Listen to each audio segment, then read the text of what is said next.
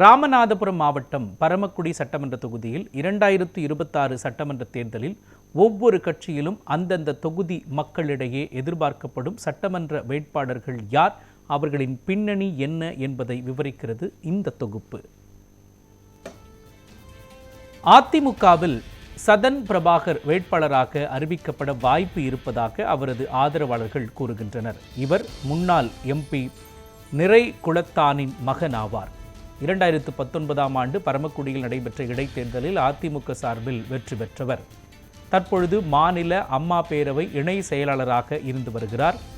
மாவட்ட பத்திர பதிவாளராக இருந்து விருப்ப ஓய்வு பெற்ற பாலு இம்முறை அதிமுக வேட்பாளராக களம் இறக்கினால் வெற்றி பெறுவார் என்கின்றனர் அவரது ஆதரவாளர்கள். இவர் கடந்த 2021ஆம் ஆண்டு சட்டமன்ற தேர்தலில் திமுக சார்பில் போட்டியிட முற்பட்டு வாய்ப்பு கிடைக்காததால் அதிமுகவில் இணைந்து தீவிரமாக பணியாற்றி வருகிறார். அதிமுகவில் மாவட்ட எம்ஜிஆர் மன்ற தலைவராக இருந்து வருகிறார். முன்னாள் சட்டமன்ற உறுப்பினரான முத்தையா கடந்த 2018இல் அதிமுகவில் இருந்து விலகி டிடிவி தினகரன் மூலம் அம்மா மக்கள் முன்னேற்ற கழகத்தில் இணைந்தார். பிறகு மீண்டும் அதிமுகவில் இணைந்து கட்சி பணியை தொடர்ந்து வருகிறார். ஏற்கனவே இவர் சட்டமன்ற உறுப்பினராக இருந்தவர் என்பதால் இவருக்கே மறுபடியும் வாய்ப்பு கிடைக்கும் என்கின்றனர் ஒரு தரப்பினர். திமுகவின் தற்போதைய சட்டமன்ற உறுப்பினராக முருகேசன் இருந்து வருகிறார். ஏற்கனவே வெற்றி பெற்றவர் என்பதால் மீண்டும் அவருக்கே கட்சி வாய்ப்பு கொடுக்கும் என்கின்றனர் அவரது ஆதரவாளர்கள். அதிமுக சார்பில் சட்டமன்ற உறுப்பினராக பதவி வகித்த கதர் மற்றும் ஜவுளித்துறை அமைச்சராக முன்னாள் முதலமைச்சர் ஜெயலலிதா ஆட்சி காலத்தில் இருந்தவர் சுந்தர்ராஜன். இவர் 2021ஆம் ஆண்டு திமுகவில் இணைந்து தீவிரமாக கட்சி பணியாற்றி வருகிறார். தற்பொழுது கழக தேர்தல் பணிக்குழு செயலாளராகவும் இருந்து வருகிறார்.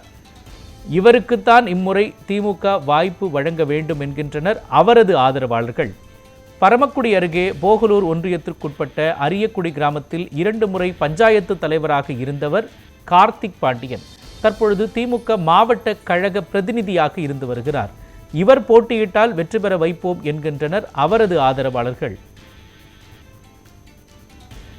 பாரதிய ஜனதா கட்சியில் மாநில பொதுச் செயலாளராக இருந்து வரும் பொன் பால கணபதிக்கு வாய்ப்பு கிடைக்கும் என்று கூறப்படுகிறது. இவர் 2024ஆம் ஆண்டு மக்களவைத் தேர்தலில் திருவள்ளூர் தொகுதியில் போட்டியிட்டு தோல்வியுற்றார் என்பது குறிப்பிடத்தக்கது. 15 ஆண்டுகளுக்கும் மேலாக பாரதிய ஜனதா கட்சியில் பணியாற்றி வரும் வழக்கறிஞர் பிரபுவுக்குத்தான் பாஜக வாய்ப்பு கொடுக்கும் என்கின்றனர் அவரது ஆதரவாளர்கள். இவர் மத்திய அரசு வழக்கறிஞராக பதவி வகித்து வருகிறார் என்பதும் குறிப்பிடத்தக்கது. பாரதிய ஜனதா கட்சியில் மாநில மருத்துவ அணி செயலாளரான முனியரசுக்கு இம்முறை போட்டியிட வாய்ப்பு இருப்பதாக தெரிவிக்கின்றனர் அவரது ஆதரவாளர்கள். காங்கிரஸில் மாவட்ட பொறுப்பு குழு உறுப்பினராகவும் பரமக்குடி சட்டமன்ற தேர்தல் பொறுப்பாளராகவும் பணியாற்றி வரும் வழக்கறிஞர் சரவண காந்திக்குத்தான் வேட்பாளர் இம்முறை வாய்ப்பு என்கின்றனர் அவரது ஆதரவாளர்கள். மாநில வழக்கறிஞர் பிரிவு செயலாளராக பணியாற்றி வரும் கிருஷ்ணராஜுக்குத்தான் வாய்ப்பு என்கின்றனர் காங்கிரஸ் வட்டாரங்கள். தமிழக வெற்றிக் கழகம் சார்பில் அரசு பள்ளி ஆசிரியர் கர்ணன் வேட்பாளராக நிறுத்த வாய்ப்பு இருப்பதாக கூறப்படுகிறது. இவர் அரசு பள்ளியில் 27 ஆண்டுகளாக ஆசிரியராக பணியாற்றி வருகிறார். ஆசிரியர் கூட்டமைப்பின் தலைவராகவும் இருக்கிறார். 500க்கும் மேற்பட்ட விளையாட்டு வீரர்களை இவர் உருவாக்கியிருக்கிறார் என்கின்றனர். பரமக்குடி அருகே பாம்பூர் கிராமத்தைச் சேர்ந்த கோபிராஜுக்குத்தான் தாவைக்காவில் வாய்ப்பு என்கின்றனர் அவரது ஆதரவாளர்கள். இவர் சென்னையில் தனியார் இன்ஸ்டிடியூட் நடத்தி வருகிறார்.